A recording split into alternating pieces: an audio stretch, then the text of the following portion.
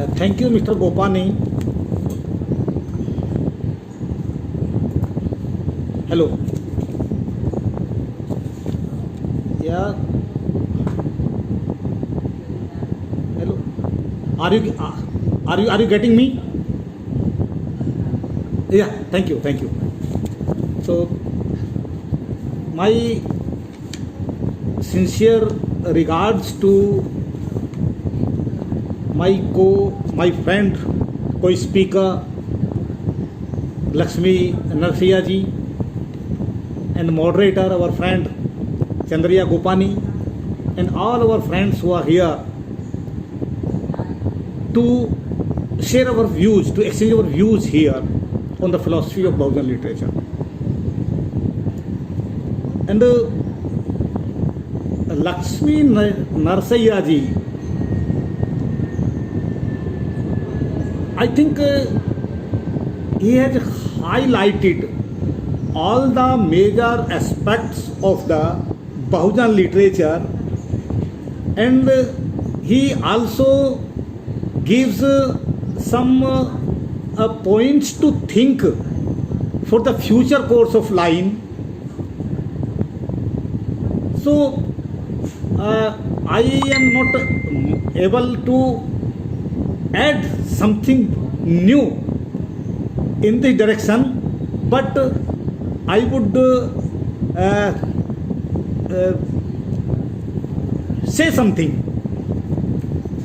And because I am a Hindi writer and there are so many friends here who wish to hear me from my own language, and some people have said me to speak in Hindi, so please allow me to speak in Hindi.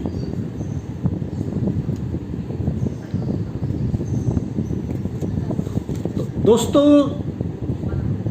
ये मैं सबसे पहले ये कहना चाहूँगा कि हम बहुजनवाद की अवधारणा, what is the concept of Bahujan, from where it's originates, ये बहुजनवाद की अवधारणा कहाँ से आती है। तो ये बहुजनवाद, ये कोई आज का समय, बहुजन शब्द आज का नहीं है, ये कांशीराम जी ने दिया है, ये पॉलिटिकल डेफिनेशन है, लेकिन बहुजनवाद के जनक गौतम बुद्ध है।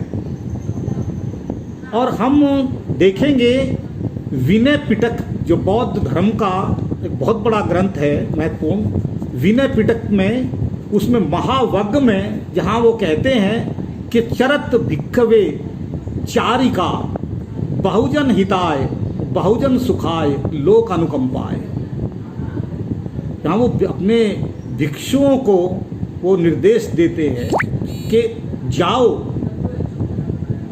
लोक का हित करने के लिए, for the welfare of the majority of the people, बहुजन का हित, बहुजन means majority of the people. तो बुद्ध कह रहे हैं कि जाओ किसके लिए, कि बहुजन हिताय, for welfare of the majority of the people, बहुजन सुखाय, for happiness of majority of the people. And तो ये बहुजन सब बुद्ध से आ रहा है, बौद्ध दर्शन से आ रहा है, बौद्ध धर्म से आ रहा है। तो इसके अपने एक मीनिंग है, और ये पॉलिटिकल मीनिंग नहीं है, ये इसके हम सोशल, फिलोसफिकल, एथिकल, उन सब कॉन्टेक्स्ट में हम देखेंगे तो ये चीज़ें हमको समझ में आ जाएंगी। अब क्वेश्चन ये है कि ये बहुजन लोग कौन है जिनको एड्रेस गौतम बुद्ध कर रहे हैं। Who are the Bahujans being addressed by Gautam Buddha. ये क्या है, वे लोग हु आर सफरर्स, जो सफर कर रहे हैं, जो दुखी हैं, जो पीड़ित हैं। और बुद्ध ने केवल जो दुख है उससे मुक्त होकर के मनुष्य को सुखी बनाने का ही रास्ता बताया। तो ये जो सफरिंग है, जो दुख है, वो क्या है कि जिससे उससे मुक्त होकर के मनुष्य का कल्याण हो सकता है, उसका हित हो सकता है, उसका जीवन सुखी हो सकता है। जापान के एक बहुत बड़े स्कॉलर हैं, बुद्धिस्ट स्कॉलर, डॉक्टर तकाकुसु। उनकी एक बहुत बड़ी बुक है, बहुत वर्ल्ड फेम की बुक है, एसेंशियल्स ऑफ बुद्धिस्ट फिलॉसफी। उसमें वो सफरिंग या दुख के बारे में ही वो कहते हैं कि things those are indispositional determined are the cause of suffering. यानी कि जो चीज अपने मूल स्वभाव या मूल प्रकृति में जो नहीं रहती हैं वे दुख का कारण बनती है। तो ये चीजें अब क्या है, अपनी मूल स्वभाव, मनुष्य का मूल स्वभाव क्या है? आपस में मिलजुल कर रहना, आपस में सद्भाव के साथ रहना, आपस में प्यार के साथ रहना। लेकिन उसकी मूल प्रकृति को तोड़ती है वर्ण व्यवस्था, वर्ण सिस्टम। हमारी समाज की, व्यक्ति की जो मूल जो स्वभाव है, जो उसका नेचर है, उसको तोड़ता है। तो जब उस मूल स्वभाव किसी चीज का तोड़ता है तो उससे क्या होता है, उसमें जो बैलेंस है वो बिगड़ता है, संतुलन बिगड़ता है। और उससे क्या होता है कि उससे जो संतुलन जो सामंजस्य होता है, जो एडजस्टमेंट होता है, वो सब चीज़ें गड़बड़ हो जाती हैं, डिसबैलेंस हो जाता है। और फिर वहीं से चीज़ों में उथल पुथल होनी शुरू हो जाती है। जैसे हम नेचर को देखते हैं, यदि हम वन काटते हैं, जंगलों को काटते हैं, पेड़ों को काटते हैं, तो वहाँ से कितना हमारे साथ में ये जो एनवायरनमेंट की प्रॉब्लम्स होती हैं, ग्लोबल वार्मिंग की हो रही हैं, दूसरी चीज़ें होती हैं, तो ये वहाँ से डिसबैलेंस होता है। ऐसे ही सोसाइटी में होता है। तो ये जो वर्ण व्यवस्था है, इसने सोसाइटी को डिसबैलेंस किया और इसने उस चीज़ का जो सफरिंग का जो बेसिक जो मूल, जो फिलोसफिकल लैंग्वेज में मैं कह रहा हूँ, तो ये वो सिस्टम बनता है। तो इसके कारण, वर्ण व्यवस्था के कारण जो समाज में डिवीजन हुआ, ऊंच नीच का भेदभाव हुआ, उसमें अनटचेबल्स का जो डिवीजन हुआ, तो उससे क्या हुआ, समाज में कई तरह के तनाव, दबाव, द्वंद्व, भेद, वैमनस्यता ये पैदा होती है। और ये सारी चीज़ें समाज में जो शोषण, जो व्यक्ति का शोषण, उससे तय होता है और समाज का जो विघटन, अशांति और अस्थिरता पैदा होती है। और जो हजारों साल का जो हम अब इतिहास देखेंगे, चाहे वो सामाजिक इतिहास या आर्थिक इतिहास या राजनीतिक इतिहास, वो सब चीज़ें इसी तरह के जो तनाव है, टेंशन्स हैं, जो प्रेशर्स हैं, जो इस तरह का जो हमारा जो अशांत, जो सारा है, इससे सारा फैला हुआ है। तो ये समाज में किस तरह से ये तनाव, दबाव, विघटन, अस्थिरता, जो सब कुछ चीज़ें हैं, ये कैसे कम तब हो सकती हैं कि जब समाज में, जब मनुष्यों के बीच समानता स्थापित हो, इक्वलिटी स्थापित हो। तो इसलिए जो बहुजन फिलॉसफी है, जो बहुजन साहित्य का जो दर्शन है, उसका सबसे बड़ा जो एक मेन चीज़ है वो है समानता, इक्वलिटी। अभी इसको नरसैया जी ने बहुत अच्छी तरह से, जो बाबा साहब की फिलॉसफी है, इक्वलिटी, लिबर्टी, फ्रेटर्निटी, अच्छी तरह एक्सप्लेन किया, डिस्क्राइब किया, तो उसी को मैं दूसरे तरह से कर रहा हूँ। और ये जो समानता है, जो कि हमारा कॉन्स्टिट्यूशन में दिया हुआ है कि उसमें हम किसी तरह के रंग, नस्ल, जाति, यदि किसी भी आधार पर हम व्यक्ति में भेद नहीं करेंगे, सभी आधार पर उनको समान मानेंगे, व्यक्ति समान होगा। तो इस चीज़ को जो लैंगिक आधार पर भी नहीं, वर्ण के आधार पर भी नहीं, जाति के आधार पर भी नहीं, हम सबको मनुष्य मानेंगे, तो तब जाकर के ये सब चीज़ें होती हैं। तीसरी चीज़, जो उसमें जो फ्रेटर्निटी शब्द है, उसको हमारे यहाँ हिंदी में भ्रातृत्व बोलता है, संस्कृत में भी शायद भ्रातृत्व बोलते हैं, हमारे यहाँ भाईचारा बोलते हैं। लेकिन भाईचारा तो केवल पुरुषों में, जेंट्स की भी हो सकता है, स्त्रियाँ बोलेंगी तो शायद वो बहनापा शब्द हो जाएगा। लेकिन मैं इसके लिए एक शब्द मैं कहना चाहूँगा, इसके लिए हम ब्रदरहुड या सिस्टरहुड के बजाय ह्यूमनहुड शब्द का मैं इस्तेमाल करना चाहूँगा तो इसमें वो जो लैंगिक भेदभाव, जो हमारा जो ट्रांसजेंडर है, उसमें वो भी आ जाएगा, और इसमें और भी बहुत सारी चीज़ें जो नहीं आ पाती हैं, उसमें हमें स्त्री, पुरुष और ट्रांसजेंडर इस सब के लिए अलग अलग हमको उनको डिफ्रेंशिएट नहीं करना पड़ेगा। तो इसके लिए मैंने एक मानव चारा शब्द हम इसके लिए कह सकते हैं, जो भाईचारा शब्द है या बहनापा शब्द उससे कि एक मानव चारा, ये जो फ्रेटर्निटी है ये इस्टेब्लिश ये इसका एक पॉइंट है। दूसरी चीज़ जो इसके फिलॉसफी का जो बनता है वो बनता है को एग्जिस्टेंस, कि जो बहुजन लिटरेचर का जो बेस होना चाहिए, जो उसको मैसेज देना चाहिए, क्योंकि होता ये है कि हम लिटरेचर साहित्य लिखते किस लिए है, कुछ का कोई उद्देश्य होता है। तो हमारे यहाँ जो साहित्य की परंपरा रही है वो, हालांकि साहित्य के दो उद्देश्य माने जाते हैं, एक तो ये होता है कि वो लोक रंजन, और एक होता है लोक मंगल, यानी कि एक होता है कि एंटरटेनमेंट ऑफ द पीपल, और एक होता है वेलफेयर ऑफ द पीपल। तो अब तक का जो हमारा जो साहित्य की जो ट्रेडिशन रही है, जो जिसको हिंदू साहित्य लक्ष्मीया जी ने कहा हमारे फ्रेंड ने, तो मैं उसे ट्रेडिशन कह रहा हूँ। हमारे यहाँ जो ट्रेडिशन साहित्य की रही है वो उसी की ट्रेडिशन रही है, वो एंटरटेनमेंट की, वो आनंदवादी हमारा साहित्य रहा है कि हम कैसे उसमें आनंद लें, और उसमें उस आनंद में, और इसीलिए आप देखेंगे कि हमारे यहाँ जो साहित्य में पूरा जितना भी है उसमें, चाहे वो हमने प्रकृति है या कहीं पे कुछ भी है, तो हमने उसमें तो ईश्वर को या ईश्वरीय गुणों को, ईश्वरीय वैल्यूज़ को, उनको सबको ढूंढ कर लाने की कोशिश की है।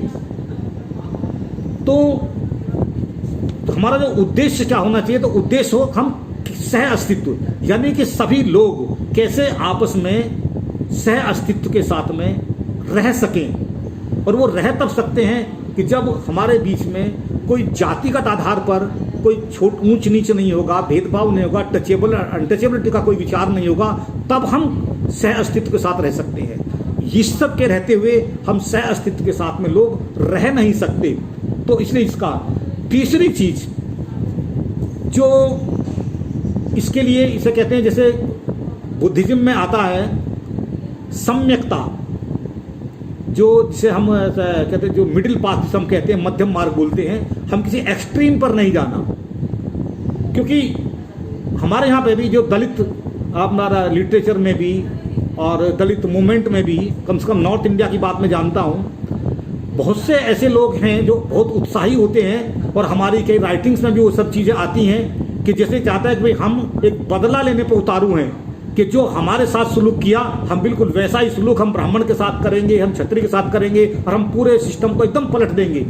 तो ये सिस्टम को पलट देना या बदला ले लेना, तो लिटरेचर बदला लेने का सीख नहीं दिखाता। लिटरेचर सिखाता है हम निर्माण कैसे करना चाहते हैं, हम अपने आप को कैसे ढालना चाहते हैं, हम अगली जो दुनिया, हम कैसा मनुष्य बनाना चाहते हैं, कैसा समाज बनाना चाहते हैं, कैसी दुनिया बनाना चाहते हैं, और कैसी दुनिया हम चाहते हैं जिसमें कि हमारी क्या भूमिका हो और बाकी सब लोग कैसे हों। यदि उसको हम पलट देंगे, आज ब्राह्मण को अनटचेबल बना देंगे और अनटचेबल ब्राह्मण बन जाएगा, तो कल को वही फिर चीज़ें दूसरे रूप में आएंगी। आज नहीं आएंगी, 100 साल बाद आएंगी, 1000 साल बाद आएंगी, तो वो फिर तो समाज के साथ में फिर थोड़ी प्रॉब्लम होती है। तो सवाल ये उस समस्या का हल नहीं है, क्योंकि ये भी फिर वही उस तरह का जो वर्चस्व है, जो हेजिमोनी है, वो करेक्टर वहाँ भी जिंदा रहता है। तो सवाल ये हमको जो कोशिश है जो साहित्य के माध्यम से जो हमें करनी होती है वो ये कि हम कैसे जो डिस्क्रिमिनेशन की चीज़ें हैं, कैसे जो ये बीच की जो भेदभाव करने वाली चीज़ें हैं, ये बांटने वाली चीज़ें हैं, कैसे इनको ख़त्म करें कि जहाँ एक मनुष्य को, एक व्यक्ति को उसकी डिग्निटी के साथ उसको पहचाना जाए, उसके मानवीय गरिमा के साथ उसको पहचाना जाए, और उसको उसी तरह से देखा जाए, सम्मान दिया जाए, और हर व्यक्ति को उसी तरह से वो इस्टेब्लिश हो। तो बुद्धिज्म में वहाँ मिडिल पाथ है, सम्यकता है जिसे। तो ये जो सम्यकता है, तो समानता और सह अस्तित्व का यदि हमें समाज बनाना है, तो उससे हमें वर्चस्ववाद से भी बचना होगा और अतिवाद से भी बचना होगा। कि यदि हम ब्राह्मण के वर्चस्व को या हिंदुओं के वर्चस्व को यदि हम खत्म करना चाहते हैं, तो हमें उस अतिवाद से भी बचना होगा कि हम एक एक्सट्रीम पर न जाएं कहीं पर।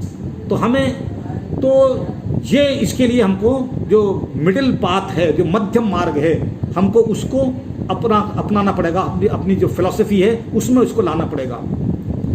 तीसरा जो बहुजन लिटरेचर की जो जो उसमें जो जो दर्शन में जो चीज़ मेन जो चीज़ आती है वो है रियलिटी। रियलिटी साहित्य का एक बहुत बड़ा एक इशू है, एक पॉइंट है डिस्कशन का। लेकिन रियलिटी क्या है? हमारे यहाँ अब तक की जो साहित्य की, दर्शन की, चिंतन की जो परंपरा रही है उसमें रियलिटी को जोड़ के देखा गया है गॉड के साथ, ईश्वर के साथ, और उसे कहा गया जो अल्टीमेट रियलिटी। तो क्या है अल्टीमेट रियलिटी? वो गॉड के बारे में कहा गया है। और वो क्या है उसको डिफाइन कैसे किया गया अल्टीमेट रियलिटी को?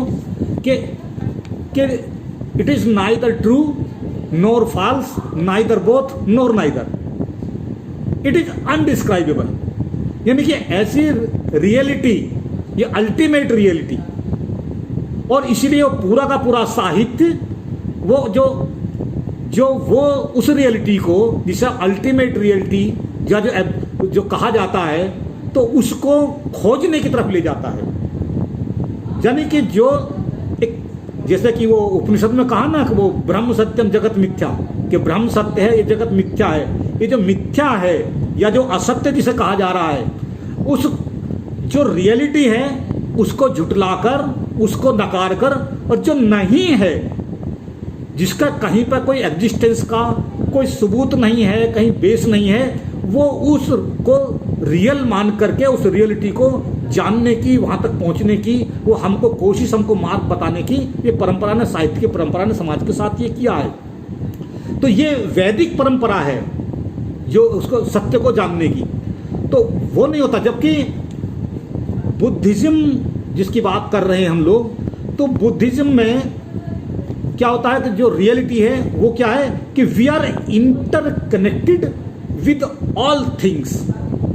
तो कोई ऐसा गॉड चीज नहीं है, कोई ऐसी कोई सत्ता नहीं है, ऐसी कोई पावर नहीं है, ऐसी कोई रियलिटी नहीं है कि जिसे हम देख नहीं सकते, जिसे हम सुन नहीं सकते, जिसे हम छू नहीं सकते, जिससे हम डायलॉग नहीं कर सकते, बल्कि सारी चीजें जो दुनिया में है वो आपस में इंटर रिलेटेड हैं, जिसे इसमें पाली में, बुद्धिज्म में जिसको प्रतीत समुत्पाद कहा जाता है। तो वो सारा, और यहीं से जो हमारा जो हमारा जो रेशनलिज्म है, जो हमारा तर्कवाद है, वो यहीं से विकसित होता है। तर्क की कसौटी पे जब हम खड़े जब परखते हैं तो ये सब चीज़ें हमारे सामने ते आती हैं। और इसलिए हम तर्क की कसौटी पर परख कर ही कोई व्यक्ति हो, वस्तु हो या विचार हो, उसको परख सकते हैं और उसका हम मूल्यांकन कर सकते हैं, और उसी के आधार पर उसे हम स्वीकार या अस्वीकार कर सकते हैं। तो बहुजन साहित्य के दर्शन में या इसकी वैचारिकी में एक तो यथार्थ का होना, यथार्थवाद का, रियलिटी का, रियलिज्म का होना,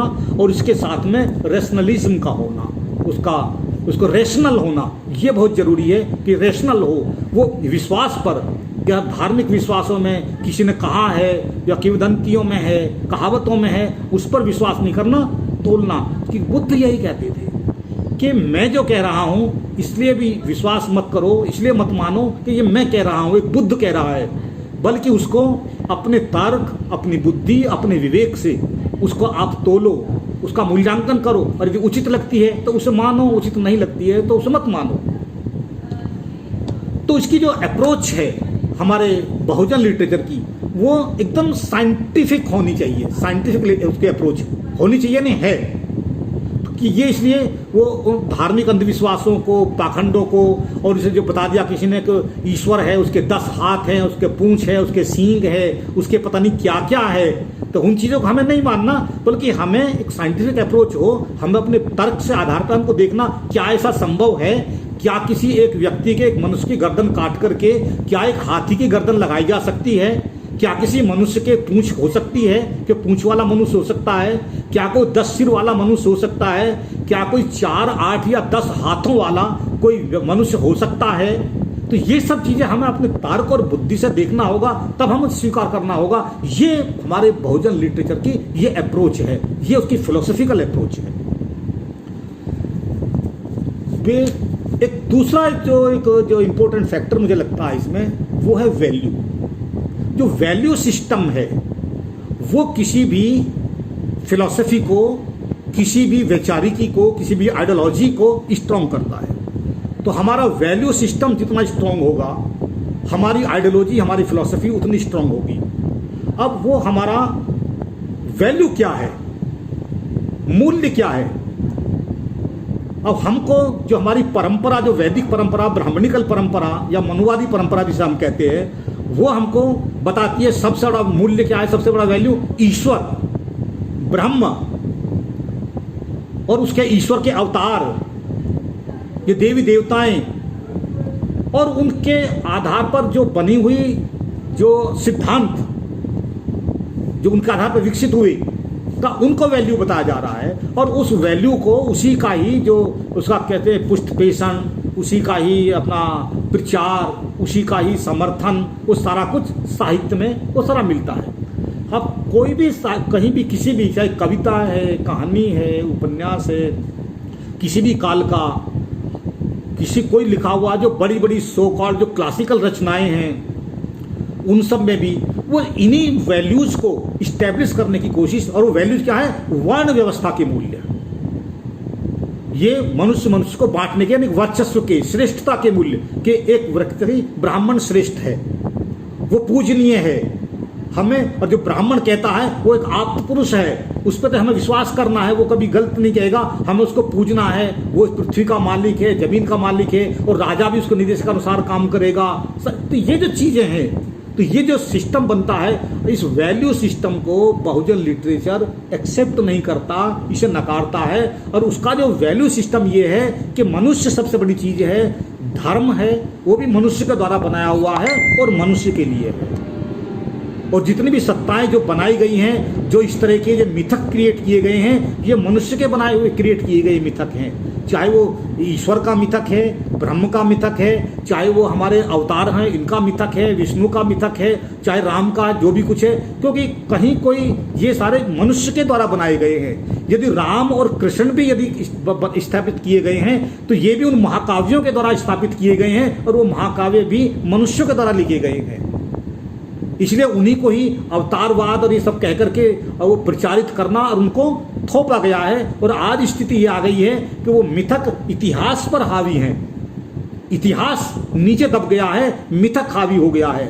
और वो यहाँ तक हावी हो गया है कि जब राम मंदिर के बारे में हमारा देश का सर्वोच्च न्यायालय सुप्रीम कोर्ट डिसीजन देता है, तो वो ऐतिहासिक तथ्यों को नजरअंदाज करता है, और वो अपने डिसीजन में ये कहता है कि चूंकि जन भावनाएं ये कहती है, तो जन भावनाओं का सम्मान करते हुए, वो मिथकों को स्वीकार करते हुए वो उस पक्ष में देता है कि हाँ, राम का जन्म यहाँ हुआ क्योंकि जनता की भावनाएं ऐसा कहती हैं, जनता में ऐसा विश्वास है। वो हिस्टोरिकल फैक्ट्स को स्वीकार नहीं करता।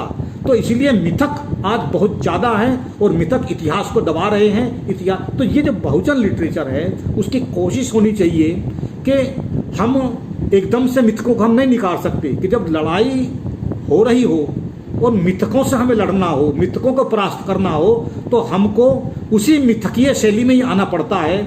और यदि राम एक मिथक है, तो राम के सामने शंभुक हमारे पास एक मिथक है। यदि द्रोण या कृष्ण मिथक हैं, तो उनके सामने हमारे पास हमको एकलव्य को लाना ही पड़ेगा। लेकिन हमको धीरे धीरे अपने इतिहास की खोज करना, और हमारे जो न केवल अपनी केवल यातनाओं का बयान करना, केवल वहीं तक सीमित नहीं रह करके हमें अपने इतिहास को खोजना, अपना नायकों को गढ़ना, अपनी कविताओं में, अपनी कहानियों में, अपने उपन्यासों में हम अपने समाज को, अपने लोगों को, अपने नायकों को ढूंढ करके और उनको हम अपना खुद नायक बने, उसको लाएं। और वहाँ से उन नायकों के माध्यम से, क्योंकि जो भी हम सब साहित्य में हम कुछ मैसेज देते हैं वो नायक के द्वारा जाता है। और साहित्य में नायक की हम कभी नहीं रहे। साहित्य में हम जहाँ भी रहे हैं, चाहे वो आदिवासी है, दलित है, ओबीसी है, माइनॉरिटीज के लोग हैं, वो एक सामान्य पात्र रहे हैं। जैसे सिनेमा में होता है, चाहे वो रामू काका होता है या कोई कुछ और होता है, तो उसी तरह का साहित्य में रहा है। तो हम लीडिंग पोजीशन में साहित्य में हमको अपने नायकों की खोज करना, अपने इतिहास की खोज करना। तो दूसरा, इतिहास पर अधिक से अधिक गवेश ना करके उन पर लिखे जाने की जरूरत इसमें है। तीसरा, जो एक बहुत बड़ी विशेषता मैं कहूँगा बहुजन लिटरेचर की, वो ये है डायनेमिज्म। ये डायनेमिक लिटरेचर है, और ये जो जड़ता है उसको तोड़ता है और समाज को एकदम गतिशील बनाता है। कि वो जड़, यानी कि जो हजारों साल से, सैकड़ों साल से हमारे दिमाग में बैठ गया है कि यही ठीक है, ये चीज़ है, हमारे दिमाग ने एक्सेप्ट कर लिया है। हमने ऊंच नीच को एक्सेप्ट कर लिया, हमने वर्ण व्यवस्था को एक्सेप्ट कर लिया, हमने जाति को एक्सेप्ट कर लिया, हमने अनटचेबिलिटी को एक्सेप्ट कर लिया। ये जो हमारी जड़ता है, इस जड़ता को इस दलित लिटरेचर ने या आदिवासी लिटरेचर ने आज, जिसे हम एक बहुजन लिटरेचर बनाने जा रहे हैं, बहुजन साहित्य से हम इस्टेब्लिश करने जा रहे हैं, तो इस बहुजन साहित्य ने उस जड़ता को तोड़ा है और गतिशीलता दी है, व्यक्ति को सोचने का उसे मौका दिया है और उसे सोचने के लिए एक अवसर पैदा किया और उसे बार बार उसे प्रेरित किया है, प्रेरित कर रहा है कि वो सोचे कि ये सब चीज़ें हमें एक्सेप्ट नहीं करनी है, हमें इस जड़ता से मुक्त निकल जाना है। तो ये एक बहुत बड़ी, और ये जो डायनेमिज्म है, ये जो आया है, ये कहाँ से आया? ये वही बुद्ध से ही आ रहा है, ये कोई नया आज नहीं आया है। कि बुद्ध जब कहते हैं चारिका, कहते हैं जाइए, चारिका मतलब जाओ, उसका यानी कि विचरण करो, एक जगह मत ठहरो, रुको मत, रुकना जड़ता है। और जब विचार का भी रुकना, कई विचार रुक जाता है, वो भी जड़ता है, विचार जड़ हो जाता है। इसलिए बढ़ते रहना निरंतर, इसलिए चाहे व्यक्ति हो, वस्तु हो, विचार हो, मैं फिर कह रहा हूँ, वो जहाँ भी यदि एक जगह रुक जाएगा उसके अंदर जड़ता आ जाएगी। इसलिए विचार पर भी पुनर्विचार, चिंतन, अनुशीलन और अनुसंधान करते रहने की जरूरत है। ये जो अप्रोच ये बहुजन लिटरेचर की है। तो इसलिए जो इसका ये गति, दूसरा जो साहित्य में हमारे यहाँ वेस्टर्न लिटरेचर में भी और हमारे इंडियन लिटरेचर में भी एक रोमांसवाद रहता है, रोमांटिसिज्म रहता है। और ऐसा नहीं है कि रोमांटिसिज्म जीवन में यदि रोमांस है तो साहित्य में रोमांस आएगा, लेकिन वो रोमांस किस तरह का है, वो किस तरह का रोमांसवाद हम भी चाहते हैं कि रोमांसवाद, रोमांटिसिज्म बहुजन लिटरेचर में भी हो, हमारी फिलॉसफी का भी ये हिस्सा हो। लेकिन वो रोमांस व्यक्ति से नहीं, वो जीवन से रोमांस हमारा होगा। हम शरीर से रोमांस नहीं कि एक व्यक्ति से शरीर को देख करके रोमांस जो करते हैं, जो युवक युवतियाँ, स्त्री पुरुष, वो रोमांस नहीं। ये रोमांस समाज से, जीवन से रोमांस करना, हमें जीवन को जीना, जीवन को कैसे हम जी सकते हैं। तो ये जो चीज़ है, ये हमको, ये बहुजन जो हमारा लिटरेचर की जो फिलॉसफी है उसका एक आधार बनेगा। तीसरा, जो दलित साहित्य पर भी ये सवाल उठते रहे कि हम केवल जो आत्मकथाओं के माध्यम से हमारे लेखक हैं वो केवल अपनी उत्पीड़न का, अपनी यातनाओं का एक तरह का बयान कर रहे हैं और केवल अपना रोना रो रहे हैं और अपने केवल इस तरह की बातें कर रहे हैं और ये केवल दुख का लिटरेचर है, ये इस दुख का साहित्य है। ऐसा नहीं है, ये दुखवादी नहीं, ये सुखवादी साहित्य है, क्योंकि ये दुखों से मुक्ति के लिए प्रेरित कर रहा है, दुखों से मुक्त होने के लिए समाज को जागृत कर रहा है, दुख उसको शिक्षित कर रहा है, उसे एजुकेट कर रहा है कि आपको दुख से जो आपका बंधन है, जो आपका शोषण का, जो आपका उत्पीड़न का, जो पड़ी हुई है आपके पैरों में, इनसे आपको मुक्त होना है, इनसे आपको आगे निकलना है और अपने जीवन को आपको सुखी बनाना है, आपको प्रगतिशील बनाना है। और सबसे बड़ी जो चीज़ है उसमें, वो है जो बुद्धिज्म में भी आता है, अनित्यता। कि कोई भी चीज़, नथिंग इज परमानेंट, कि कोई भी चीज़ परमानेंट नहीं है। और ये जो जिसे उसने आइंस्टाइन ने भी इसे कहा कि एवरीथिंग ऑलवेज इन मोशन, कि जो सब चीज़ें वो गतिशील है।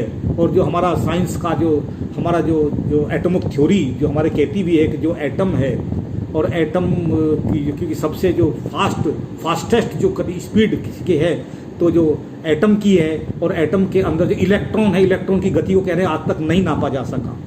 तो ये जो अनित्यता है, ये इस रूप में क्या कोई भी ऐसा जो क्षणिकवाद बुद्धिज्म का वो यही है कि हर चीज़ हर क्षण बदल रही है और जो बदल रहा है वो रिफ्लेक्ट हो रहा है।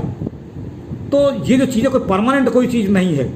तो जो परमानेंट नहीं है तो कोई इस तरह का कोई चीज़ को शाश्वत नहीं है, तो शाश्वतवाद को स्वीकार नहीं करना। तो शाश्वत नहीं है तो कोई ईश्वर या ब्रह्म या अवतार या देवता, कोई इस तरह की सत्ताएं हैं, उनको स्वीकार नहीं करना, बल्कि वो ये मानना कि ये सारा जो खेल है, ये जो सारी जो सत्ताएं जो अस्तित्व में आई है, इनका जो एग्जिस्टेंस आया है, गॉड का आया, इन सारा अवतारों का, सब चीज़ों का, ये मनुष्य का क्रिएशन है, उसके माइंड का क्रिएशन है। और ये अपने हित के लिए, इसीलिए उसने जो समाज को बांटा, जैसे सुर और असुर के रूप में, या उसने अपने देव और जन के रूप में। ये बड़ा एक महत्वपूर्ण चीज यहाँ पर है। जब बहुजन कहते हैं तो यहाँ जन आता है, पीपल, देव नहीं आता, बहुदेव नहीं है, बहुजन है। क्योंकि हमारे यहाँ एक धाराएं हैं, दो ट्रेडिशन हमारे यहाँ, एक देव की परंपरा है, एक जन की परंपरा है। तो देव की परंपरा है, वो अपने आप को बहुत सुप्रीम मानती है। जैसे ब्राह्मण है तो वो अपने आप को सुप्रीम मानता है, श्रेष्ठ मानता है, सबसे ऊपर पायदान पर मानता है। और इसीलिए वो अपनी भाषा को भी देव भाषा कहता है, संस्कृत को देव भाषा। इसलिए संस्कृत में लिखा हुआ जो ग्रंथ हैं, चाहे वेद हैं, तो इसलिए कहता है कि यदि कोई उनका पाठ पढ़ता है, कोई शूद्र, तो उसके जीभ काट लो, वो सुनता है तो कानों में पिघला शीशा डाल दो, और यदि वो पढ़ता है उसकी आंखें फोड़ दो गर्म सलाखों से, उच्चारण करता है। ये जो चीज़ें हैं, तो ये क्या है, अपनी भाषा की पवित्रता, शुचिता बनाए रखने के लिए, ताकि कोई हमारे षड्यंत्रों को, हमारी कमजोरियों को, हमारी चालाकियों को ये लोग ना समझ पाएं। तो अपने आप को सुरक्षित रखना का लिए अपने आप का एक सुरक्षा कवच बना लेना, तो ये जो चीज़ है। तो ये बहुजन शब्द जब बुद्ध ने कहा होगा तो बहुत सोच समझ के कहा होगा। तो उन्होंने बहुजन के हित की बात कही, बहुजन के कल्याण की बात कही, और यही बहुजन का लिटरेचर है। तो इसमें देव का कल्याण नहीं, ये जन का, जो बहुत बड़ा जन है, जो देव नहीं है, और जो देव संस्कृति द्वारा शोषित हुआ है, देव संस्कृति द्वारा जो उत्पीड़ित रहा है, अनटचेबल बना के रखा गया है देव संस्कृति के द्वारा, तो ये जन है। तो ये और यदि एक थोड़ा सा हमारे यहाँ थोड़ी प्रॉब्लम है, थोड़ा समय ज़्यादा ना हो जाए, मैं जल्दी ख़त्म कर रहा हूँ, कि हमारे यहाँ जो चीज़ें हम जो बोल रहे हैं ये है कि हम चाहते हैं ऐसा, लेकिन हमारे यहाँ दलितों में भी और ओबीसी समाज में भी एक बहुत बड़ा वर्ग है जो बुद्धिज्म को स्वीकार नहीं करता। यहाँ तक कि वो बाबा साहब के नाम पे भी थोड़ा सा किंतु परंतु करने लगता है। और बहुत सारी कुछ ओबीसी में कुछ ऐसी कम्युनिटीज़ हैं कि जो दलितों पर ब्राह्मणों से, क्षत्रियों से भी ज़्यादा वो अत्याचार करते हैं, और वो हिंदुओं के लठैत का काम करते हैं। वो जैसे एक ना उनके ब्राह्मणों के, या उनके वो वो जो इनके एक सोल्जर्स की तरह काम करते हैं वो, और वो दलितों पर सबसे ज़्यादा वो अत्याचार गाँवों में वो उनके साथ करते हैं। अब इनको एक साथ कैसे यूनिटी स्थापित हो, इसलिए वो अंबेडकर की मूर्तियां तोड़ देते हैं वे लोग, वो अंबेडकर स्वीकार नहीं है। इसलिए बहुत हमको यहाँ पे थोड़ा सा हमको संभल कर चलना पड़ेगा, बहुत, इसलिए कहा ना अतिवाद से हमको थोड़ा बचना पड़ेगा। और हमको यदि बहुजन एक बड़ा हम लोग कन्विंस करना पड़ेगा, और उस कन्विंस करने में हमको उन कम्युनिटीज़ को भी कन्विंस करना पड़ेगा कि जो दलितों को अपने से ही नीचा समझकर अपने आप को बहुत बड़ा छत्री समझते हैं, और हमें दलितों को भी समझाना पड़ेगा। ये चीज़ें और भी कई जगहों पर हैं। ये भी एक बड़ा, क्योंकि मैं थोड़ा सांकेतिक रूप में बताऊँ, अब से कुछ साल पहले दिल्ली के जवाहरलाल नेहरू यूनिवर्सिटी के अंदर बहुजन लेखक संघ, नहीं बहुजन साहित्य संघ की स्थापना हुई थी। उसमें मैं था और एक प्रोफेसर चौथीराम यादव भी गए थे। वहाँ पर इन चीज़ों को हम लोगों ने हाईलाइट किया था कि जब हम बहुजन साहित्य संघ बना रहे हैं, बहुजन साहित्य हम इस्टेब्लिश कर रहे हैं, तो बहुजनों में क्यों सभी कम्युनिटीज़ के लोग आएंगे वहाँ पे, चीज़ों का सभी विचारधारा के लोग आएंगे। और अभी जिसकी बात कही अभी हमारे मिस्टर गोपानी ने, कृष्णा ने, कि जो फॉरवर्ड प्रेस की बात आई, उस फॉरवर्ड प्रेस में जो पहला एक आर्टिकल आया था वो ओबीसी साहित्य की अवधारणा पर, डॉक्टर राजेंद्र प्रसाद सिंह का वो आर्टिकल था, मुझे याद है, वो मेरे बहुत अच्छे दोस्त हैं। और जब आर्टिकल आया और मुझसे भी कहा गया था, और प्रमोद रंजन ने मुझसे भी कहा था कि मैं उसके काउंटर में या उसके समर्थन में या जो भी उस पर मैं लिखूं, उसका समर्थन करूं, तो मैंने ओबीसी साहित्य का समर्थन नहीं किया था। और मैंने ही खुद कहा था कि ओबीसी साहित्य का नहीं, मैं बहुजन साहित्य चाहूँगा, मैं ओबीसी साहित्य नहीं चाहूँगा ये। और उसके बाद में और भी कई जगहों पर फिर मैं बहुजन साहित्य के बारे में लिखता रहा। राजेंद्र प्रसाद सिंह से मैंने लंबी इस बारे में डिबेट की, और उसको भी मैंने कहा कि अब तुम ओबीसी साहित्य की बात नहीं करोगे, और उन्होंने ओबीसी साहित्य की बात नहीं की और वो बहुजन साहित्य की राय। तो वहाँ जो हमारा लंबा डिस्कशन हुआ, उस डिस्कशन में कई चीज़ें आई। उसमें आया जैसे दलित लिटरेचर है, जो उनकी आपत्ति थी वो कि दलित लिटरेचर में हम केवल अंबेडकर की बात करते हैं, बुद्ध की बात करते हैं और कबीर रैदास की बात करते हैं, लेकिन जो बहुजन समाज के जो और जो हीरोज हैं, जो आइकॉन हैं, उनको हम नहीं लेते तो उनको तो हमने फिर कहा था हम मिलजुल के बात करेंगे और हमें उन सबको लेना पड़ेगा।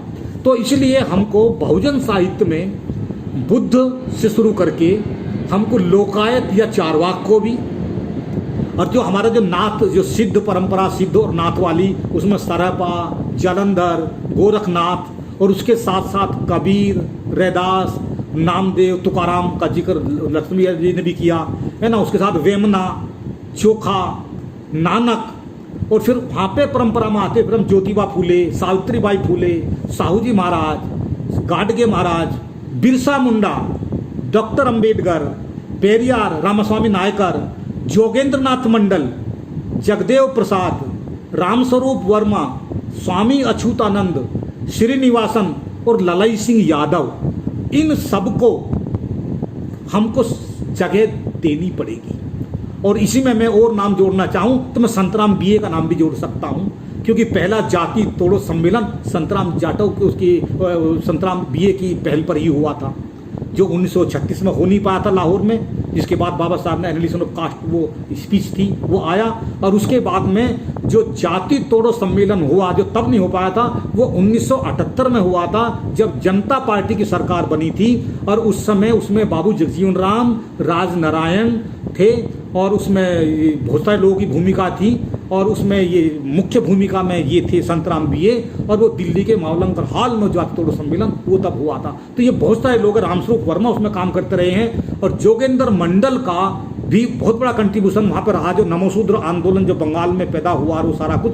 तो ये सारी चीज़ों की, तो ये जो वैचारिकी है बहुजन साहित्य की और उसकी जो फिलॉसफी है, उस फिलॉसफी में ये सारे लोग ये सब चीज़ें ये काम करेंगे, और इन सबको शामिल करने का हमारे पास एक ही रास्ता है, कॉन्स्टिट्यूशन, संविधान। हमको अपने लिटरेचर को, अपनी आइडियोलॉजी को कॉन्स्टिट्यूशनल फ्रेमवर्क में लाना पड़ेगा, और जो कॉन्स्टिट्यूशनल का फ्रेम जो उसका प्रियम्बल है कि we the people of India, है ना, having solemnly resolved to constitute India into a sovereign socialist secular democratic republic and so on. तो उसमें जब लाएंगे तो वहीं पर हमको फंडामेंटल राइट्स हैं, वहीं पर सारी चीज़ें आ जाएंगी। तो जब हम कॉन्स्टिट्यूशनल फ्रेमवर्क में ला करके खड़ा करेंगे तो वहाँ पर हमारा किसी के साथ वैर नहीं होगा, वहाँ हम किसी ब्राह्मण को हम धिक्कार देंगे नहीं, वहाँ हम केवल इस्टेब्लिश करेंगे ह्यूमैनिटी को, इस्टेब्लिश करेंगे मनुष्य को और मनुष्यता को। और यही सबसे बड़ी चीज़ है, ये जो ह्यूमनिज्म है जिसका जिक्र अभी लक्ष्मैया जी ने भी किया था, कि जो बहुजन लिटरेचर का जो उसकी फिलॉसफी का जो सबसे बड़ा एलिमेंट है, सबसे बड़ा बेस है, वो है ह्यूमनिज्म। क्योंकि हमें समाज, व्यक्ति को मनुष्य बनाना है, हमें समाज को मानवीय बनाना है और इस दुनिया को मानवीय बनाना है। जब ये चीज़ें आ जाएंगी तभी वो हम उन संकीर्णताओं से, वो फिर जातियाँ अपने आप धीरे धीरे, आज हम लाख जातियों पर अटैक कर रहे हैं, बोल रहे हैं, सारा कुछ है, ऐसे नहीं मिटेंगी जब तक कि हम व्यक्ति को, समाज को मानवीय बनाने की कोशिश नहीं करेंगे। और वो हमें बनाना पड़ेगा अब अपने भाषणों में, लेखन का कॉन्स्टिट्यूशनल फ्रेमवर्क में बताना पड़ेगा। इसलिए कॉन्स्टिट्यूशन को बचाना, अधिक से अधिक कॉन्स्टिट्यूशन को पाठ्यक्रम का हिस्सा बने। मैं कई सालों से, पिछले कई सालों से, 8-10 सालों से ये मैं कैंपेन चला रहा हूँ देश के अलग अलग भागों में, जहाँ यूनिवर्सिटीज़ में जाता हूँ, सेमिनारों में जाता हूँ, और वहाँ पे कि हम जो स्कूलों में जो बच्चे जो जाते हैं और वहाँ क्लासरूम में जाने से पहले उनको जो प्रेयर के लिए, प्रेयर के जगह पे ले जा करके उनको प्रार्थना कराई जाती है, और उसमें ईश्वर की शरण में उनको धकेला जाता है कि वह शक्ति हमें दे, दया निधु, कर्तव्य मार्ग पर दे रहा, चाहे सरस्वती की कर रहे हैं या किसी ईश्वर की कर रहे हैं। तो उस प्रेयर की बजाय वहाँ संविधान की प्रस्तावना का पाठ होना चाहिए। ये दूसरा, चाहे वो प्राइमरी में नहीं हो सकता, चलो मान लिया, तो 6ठी, 7वीं, 8वीं क्लास से शुरू होकर के सेकेंडरी एजुकेशन में और कॉलेज यूनिवर्सिटी लेवल तक वो कॉन्स्टिट्यूशन अलग अलग जगहों पर, अलग सब्जेक्ट में, सोशोलॉजी में भी, पॉलिटिक्स में भी, साइकोलॉजी में भी, इकोनॉमिक्स में भी, हर जगह कॉन्स्टिट्यूशन की चीज़ें वो पढ़ाई जानी चाहिए, वो हिस्सा होना चाहिए। प्रियम्बल निचले लेवल पर हो, ऊपर के लेवल पर दूसरी चीज़ें होनी चाहिए। फंडामेंटल राइट्स ये हमारे सिलेबस का हिस्सा होना चाहिए, ये सारी चीज़ें। तो जब हम ये चीज़ों को चाहेंगे, हमारा जो लिटरेचर जब इन चीज़ पर फोकस होकर के जब आगे बनेगा, तो हम समझते हैं कि जो हमारा जो फिलॉसफी है वो अपने आप में एक बड़ा आधार ले लेगी।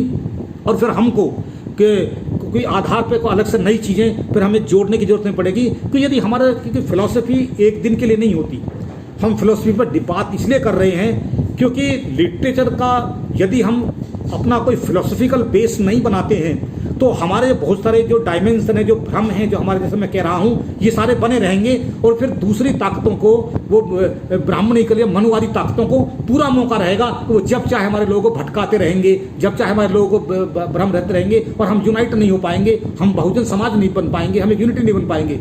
तो इसलिए फिलोसफिकल अप्रोच का होना बहुत जरूरी है।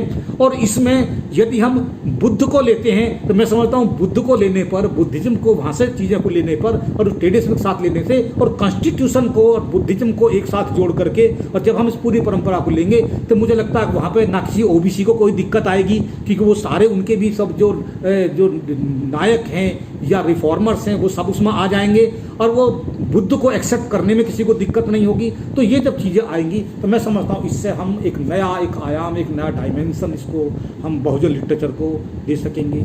मुझे लगता है कि मैंने अपना समय से शायद कुछ ज़्यादा हो गया है, लेकिन फिर भी आप लोगों ने जो भी सुना, बहुत अच्छा मौका, बहुत अच्छा प्लेटफॉर्म दिया। मैं आप सभी के प्रति अपना धन्यवाद देता हूँ, थैंकफुल हूँ। थैंक यू, धन्यवाद।